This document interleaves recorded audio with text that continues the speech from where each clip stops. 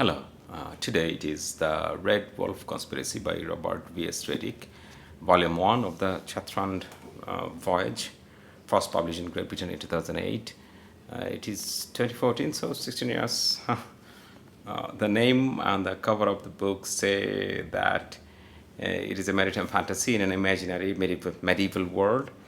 The book is in third person, whereas some journal entries and letters are in first person perspective. It feels like YA, but it is not. It also feels like voyage romance, fairy tale, but it is not.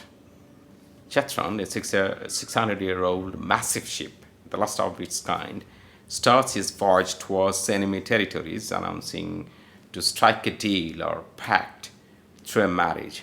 This marriage is to avoid the war between two kingdoms, but there are characters who want the exact opposite. They want to start a war. The ship also can be called a tiny world within the world. 800 people aboard with assassins, spies, greedy merchants, ruthless slavers, talking animals, and then mermaids in the sea, whatnot.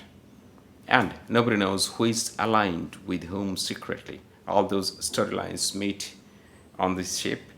The main character is Paisel Pathkindle, a young cabin boy aboard the ship, basically a tar boy. One of the magical things of this book is Paisel has the ability to understand many languages, though he feigns and doesn't have much control over the ability yet. There are other interesting characters. Captain Nylas Rose is cruel but with a vibrant past we knew very little about in this first book.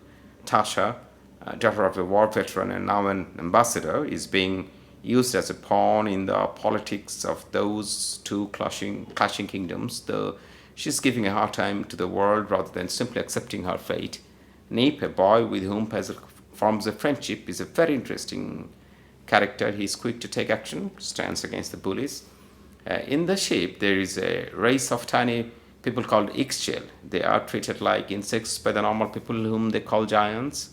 The Ixchel were driven out of their native land long ago and they want to go back as Chathrand is the only ship able to take them to the land.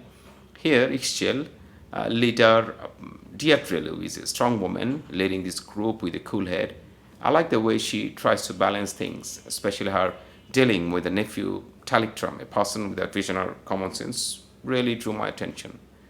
The story has a concept of an animal who can be woken. The animal becomes conscious of surroundings, it can exist and communicate as a sacred being. A rat here in this story is woken and an important character also.